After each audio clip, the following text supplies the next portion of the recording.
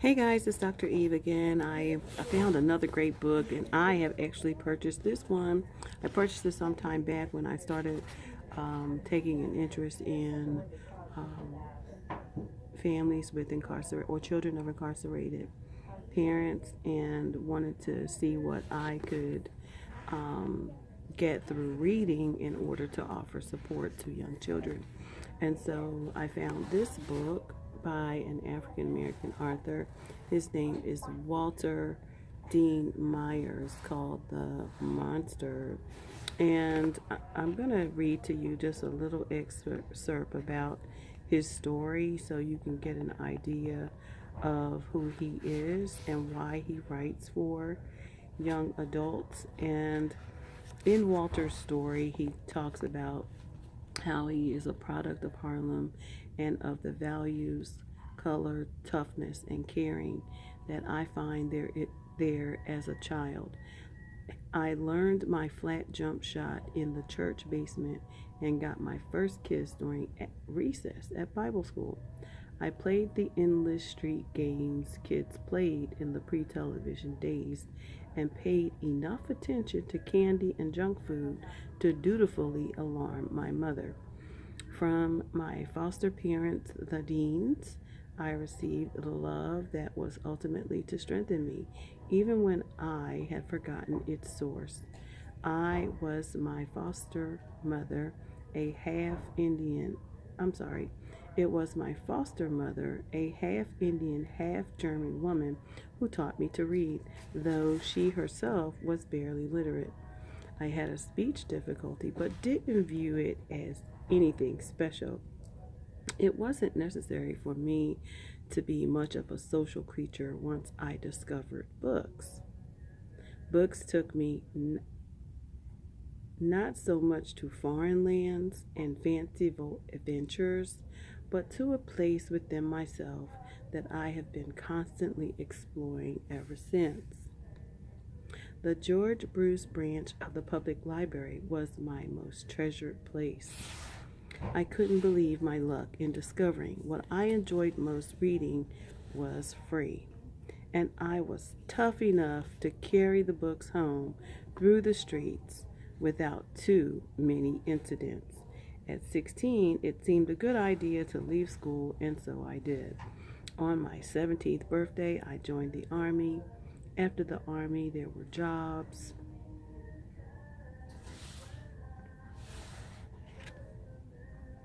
some good, some bad, few worth mentioning. Leaving school seemed less like a good idea. Writing for me has been many things. It was a way to overcome the hindrance of speech problems as I tried to reach out to the world. It was a way of establishing my humanity in a world that often ignores the humanity of those in less favored positions. It was a way to make a few extra dollars when they were badly needed. What I want to do with the writing keeps changing, too. Perhaps I just get clear in what it is I am doing. I'm sure that after I'm dead, someone will lay it all out nicely.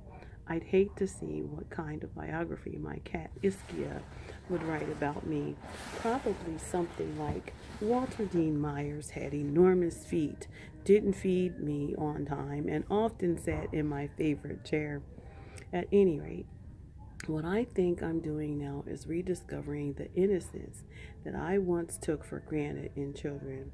I cannot relive this innocence or reclaim it, but I can expose it and celebrate it in the books I write. I really like people. I really like people. And children are some of the best people I know. I've always felt it a little pretentious to write about yourself, but it's not too bad if you don't write too much. And on his passion for writing, he says, I so love writing. It is not something that I am doing just for a living. This is something that I love to do. I've been writing since I was 9. For a person with speech difficulties, writing was a way of communicating easily. It was my hobby. more than a way of making a living.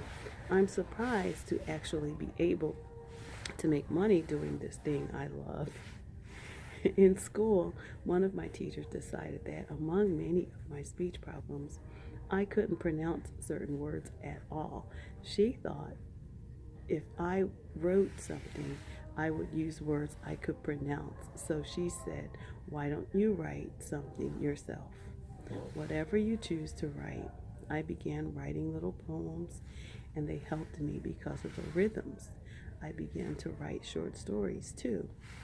My writing was about the only thing I was praised for in school. By high school, I'd identified my own avenue of value as an intellectual because I couldn't speak well and had a limited social life.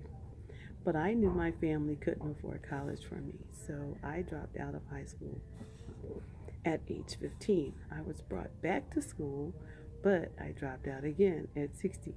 And on my 17th birthday, I joined the Army. When I got out of the Army, I didn't have any skills. I had no confidence, and I had that speech problem. So I loaded trucks when I worked in the post office, and I wrote at nights. I wrote for magazines. I wrote adventure stuff. I wrote for the National Enquirer. I wrote advertising copy for cemeteries.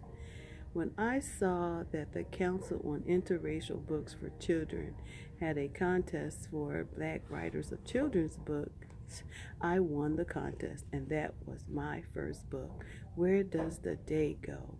Eventually, I got into writing for teenagers. Actually, I had done a short story about teenagers. An editor read the story, thought it was the first chapter of a novel, and asked how the rest of it went. That sounded like an opportunity banging on my door, so I made up the novel on the spot and got a contract. That was my first young adult book, Fast Sam, Cool Clyde, and stuff. It changed my life because I had no real education and I needed something to validate myself. I needed to find value, and publishing gave me that value. I write to give hope to those kids who are like the ones I knew, poor, troubled, treated indifferently by society, sometimes bolstered by family, and many times lacking support. Ultimately, what I want to do with my writing is to make connections, to touch the lives of my characters, and through them, those of my readers. Walter Dean Myers, you guys. You got to check out some of his books. He's an awesome, amazing writer. This is Dr. Eve. Catch me on the next YouTube.